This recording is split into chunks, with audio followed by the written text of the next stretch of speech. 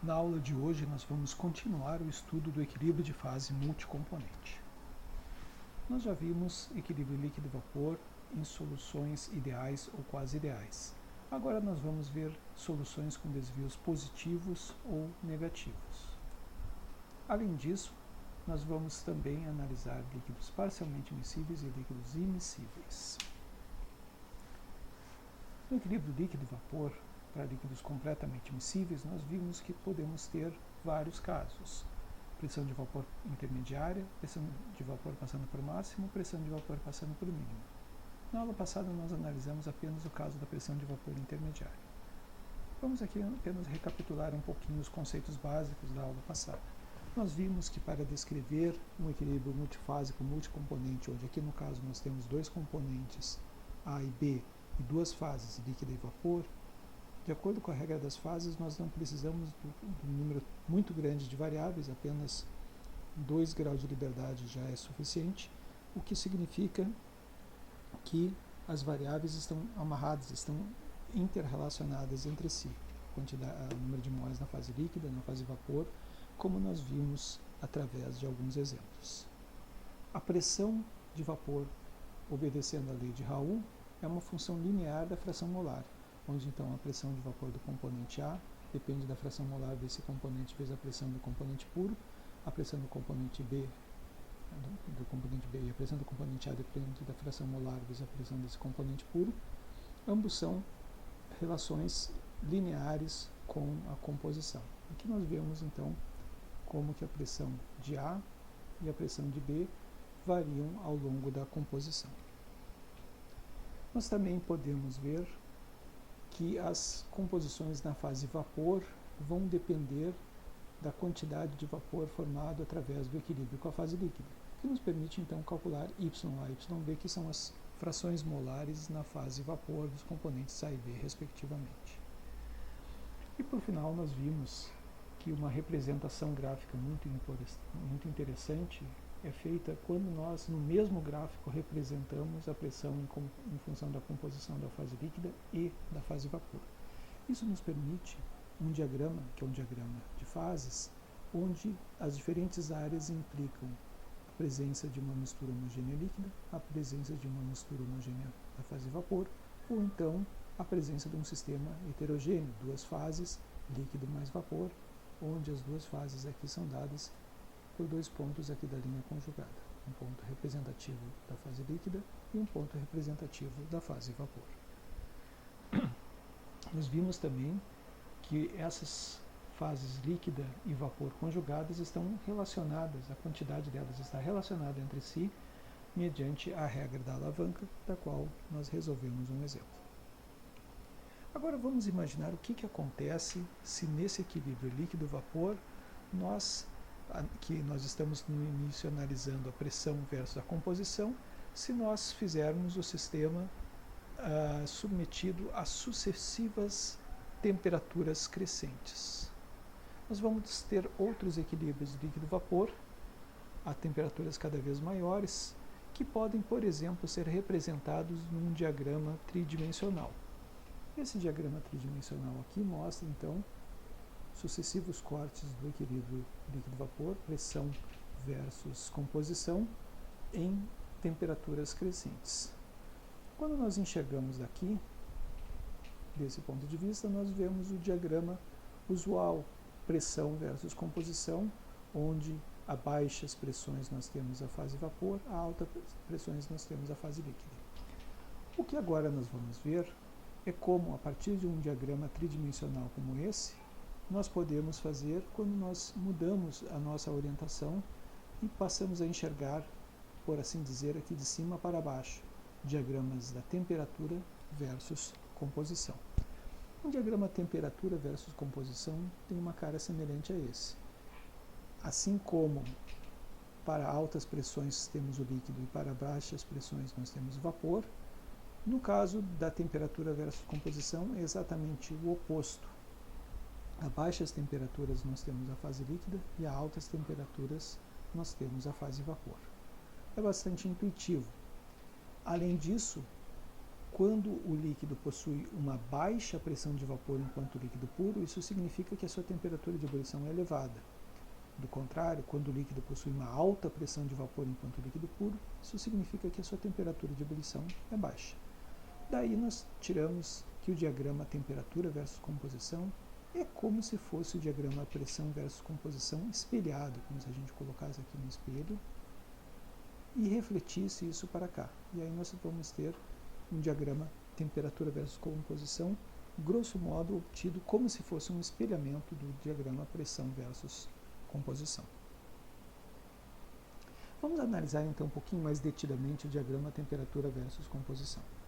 Altas temperaturas, fase vapor, baixas temperaturas, fase líquida, temperaturas intermediárias, equilíbrio entre líquido e vapor. Esse diagrama é extremamente importante do ponto de vista prático porque ele nos permite compreender, dentre outras coisas, o processo da destilação. O que é a destilação? Aqui nós temos uma mistura líquida que é aquecida, o vapor proveniente da mistura vem aqui, sobe, passa pelo condensador, passa pelo tubo que está envolvido no condensador, o vapor condensa e é retirado aqui, na forma do que nós chamamos do destilado. Aqui então se estabelece um equilíbrio líquido-vapor. Por exemplo, nós podemos imaginar que a solução inicial tinha essa composição aqui no ponto A. À medida que nós aquecemos o sistema, aumentando a temperatura, nós estamos nos deslocando aqui ao longo dessa reta tracejada. Quando chegamos aqui no ponto C, por exemplo, nós temos a presença de um equilíbrio líquido-vapor. Uma fase líquida, que tem essa composição aqui, uma fase vapor, que tem essa composição aqui. A proporção entre os dois é dada pela regra da alavanca, que nós não precisamos discutir novamente, mas fundamentalmente o que nós vemos é que o líquido aqui ele é mais rico nesse componente aqui, que é o componente mais volátil, ao passo, aqui é o componente menos volátil, ao passo que o vapor é mais rico nesse outro componente aqui, que é o componente mais volátil. O componente mais volátil é aquele que possui a menor temperatura de ebulição, o componente menos volátil é aquele que possui a maior temperatura de ebulição. Então, quando nós chegamos aqui em uma separação entre uma fase líquida e vapor, nós podemos eventualmente separar, retirar, condensar essa fase vapor e submetê-la a um novo processo. Da mesma maneira, esse líquido remanescente também pode ser separado do sistema e em breve o que nós teremos a separação dos componentes puros se esse processo for submetido sucessivamente. Isso é mostrado da seguinte maneira.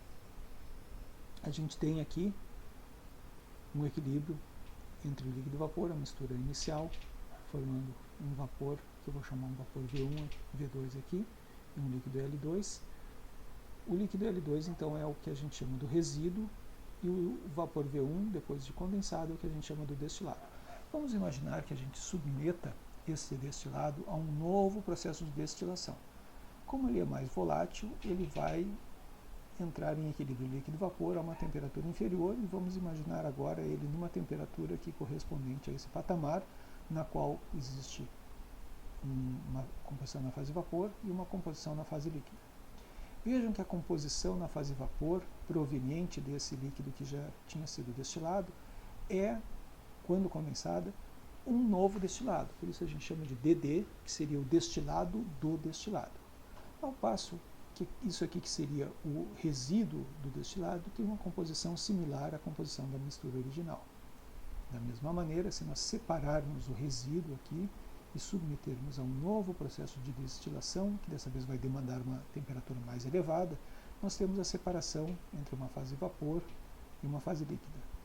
Essa fase vapor é o que a gente chama do resíduo do destilado, tem o destilado do resíduo, no caso, tem uma composição similar à composição da mistura original, e aqui nós temos remanescente na fase líquida o resíduo do resíduo. E assim por diante, nós poderíamos fazer separações e novas destilações, separações e novas destilações ad infinitum, até obter os líquidos puros no destilado ou no resíduo. Porém, mais prático é utilizar uma coluna de separação, uma coluna de fracionamento, que é o que se usa para a chamada destilação fracionada. Nesse caso, o que acontece é que em cada etapa aqui sobe o vapor quente, ele encontra uma superfície relativamente fria e condensa. Só que ele desce, então. Ao descer, ele encontra o vapor quente que está subindo. Então, novamente, entra um novo equilíbrio líquido-vapor, sobe, encontra a superfície fria, condensa e desce. Isso sucessivamente, de modo que se estabelecem sucessivos patamares de equilíbrio entre líquido e vapor. Esses sucessivos patamares entre líquido e vapor são melhor representados aqui nessa maneira no conceito de pratos teóricos. Se essa aqui é a composição original, que tem esse líquido, e aqui é o primeiro vapor formado, esse vapor, ao condensar, ele mesmo estabelece uma nova mistura líquida de partida com uma outra composição que vai estar em equilíbrio com uma outra mistura vapor, que ao condensar vai fornecer uma outra mistura líquida que está em equilíbrio com uma outra mistura vapor. Vocês reparem que aqui a construção é uma construção de escadinha, é relativamente fácil da gente entender, e cada degrau aqui corresponde a um patamar de equilíbrio líquido-vapor, ou seja, o que se chama de um prato teórico. A eficiência, antes de passar adiante, a eficiência das colunas de separação, aqui das colunas de destilação, ela é medida em pratos teóricos, enquanto os pratos teóricos que a coluna exibe, um número maior de pratos teóricos significa uma separação mais eficaz. Agora vamos analisar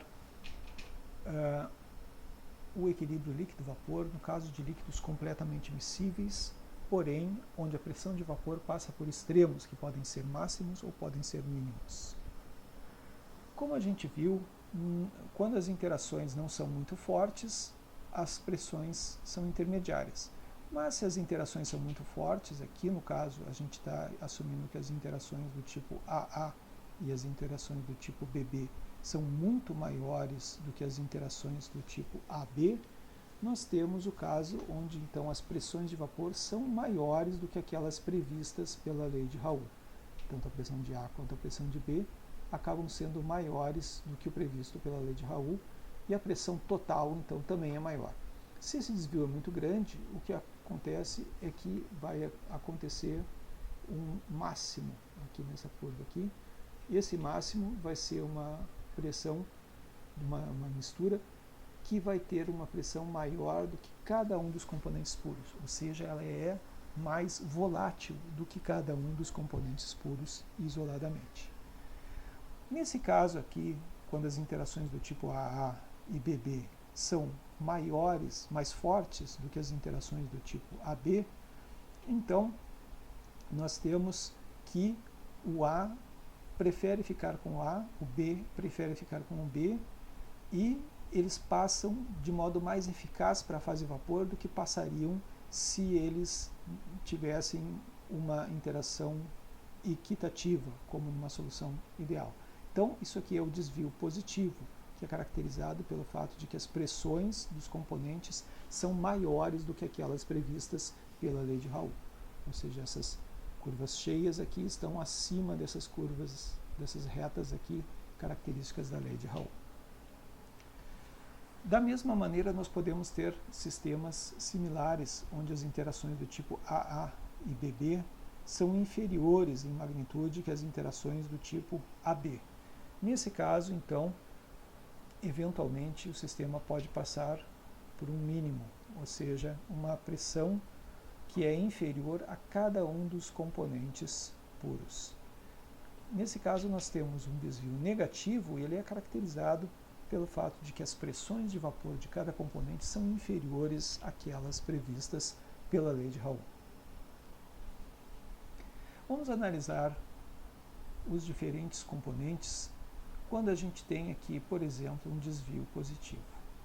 Aqui é o componente B, aqui a curva real da pressão de vapor do componente B em função da composição em termos de fração molar de B.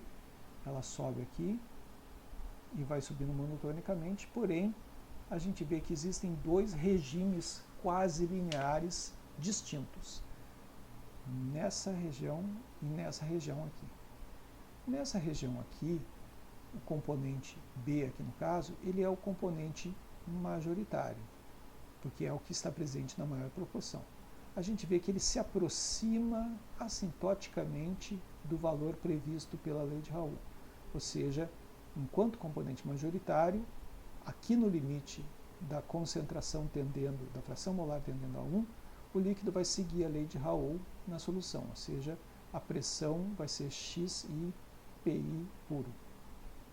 No lado oposto, porém, que é quando o componente A é majoritário e o componente B é minoritário, tudo se passa então como se ele fosse, esse componente B, tivesse fazendo o papel de um soluto, não de um solvente. Ele vai seguir uma outra relação de linearidade, que é a lei de Henry, ou seja, a pressão de vapor dele é igual à fração molar, mas não multiplicada pela pressão do componente puro, mas por um outro fator de proporcionalidade, que é o K, a constante da lei de Henry. Quais são as consequências desses desvios? Uma mistura com uma determinada composição, aqui no caso do desvio positivo, possui uma volatilidade maior que qualquer um dos componentes. Essa mistura é uma mistura azeotrópica. Por exemplo, aqui, a gente tem, aqui no caso aqui a gente tem uma pressão máxima.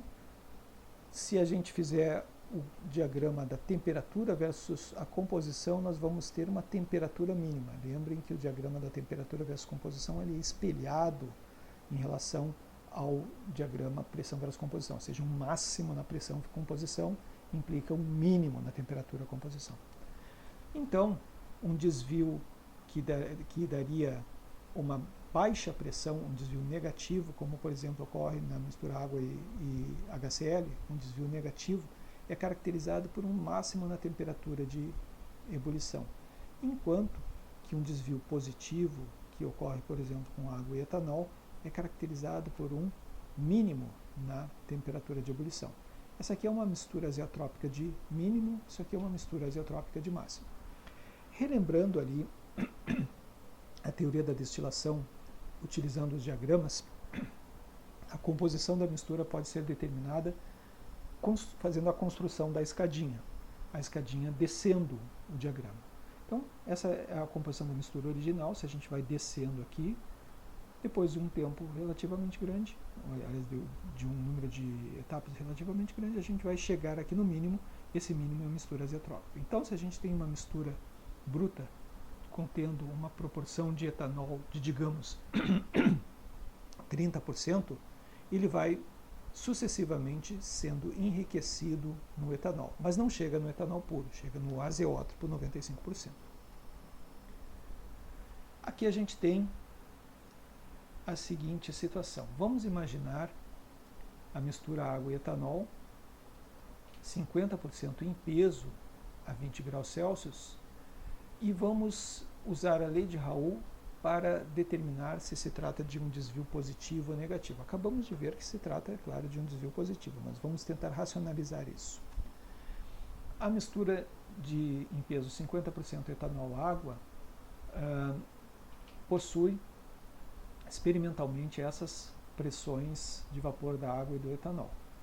Sabendo que a pressão de vapor da água e do etanol puro são 17,5 e 43,6 torr, vamos discutir se o desvio é positivo e negativo através dos desvios em relação à lei de Raoult. Como é que a gente faz isso? A primeira coisa é calcular a pressão teórica de acordo com a lei de Raoult.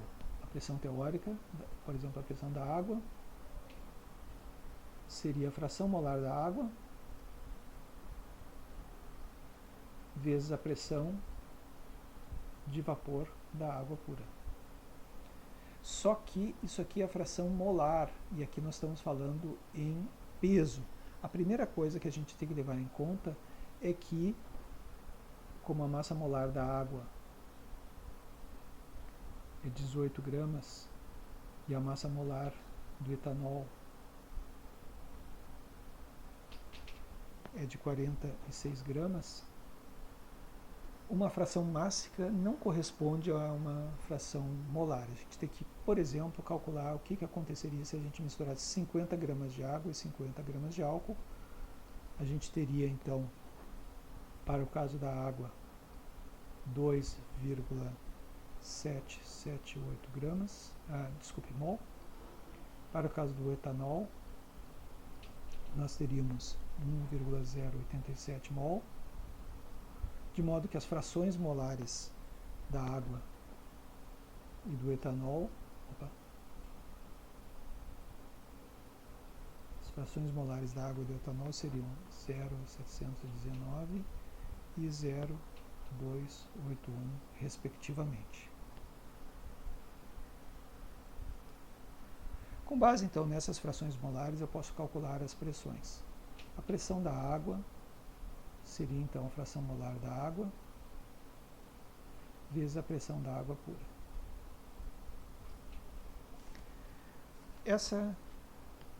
Esse cálculo vai dar 0,719 vezes a pressão da água pura, que é 17,5, pressão do vapor da água pura 17,5, que vai dar 12,6, e a pressão do vapor do etanol, a fração molar do etanol, vezes a pressão do etanol puro, que é 0,281, vezes 43,6, que vai dar 12,39.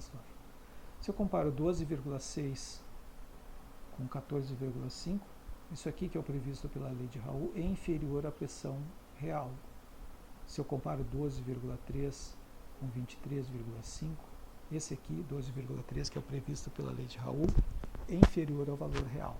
Significa, então, que nós temos que a pressão real é maior, é superior ao previsto pela lei de Raoult, o que denota, como a gente viu, o desvio positivo. Finalmente, nós podemos treinar a construção de um diagrama resumido, por exemplo, através dos dados do tetracloreto de carbono e do metanol, formando um azeótropo de ponto de ebulição mínimo com uma determinada composição mássica. Se a gente fizer o diagrama, aqui eu vou fazer um diagrama bem esquemático, aqui seria o metanol e aqui o tetracloreto de carbono, aqui seria o ponto 79,44, aqui seria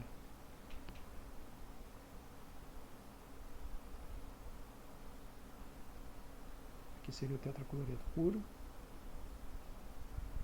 76,5, aqui seria um metanol puro, 64,7, aqui a mistura azeotrópica, 55,7, que é inferior a cada um deles em separado. Se nós partíssemos de uma mistura de composição aqui subazeotrópica, 65%, nós fazendo as sucessivos equilíbrios de destilação, nós obteríamos o azeótropo no destilado e um metanol puro no resíduo. Na próxima aula nós vamos trabalhar aqueles sistemas onde o desvio positivo é bastante acentuado ao ponto de haver miscibilidade parcial.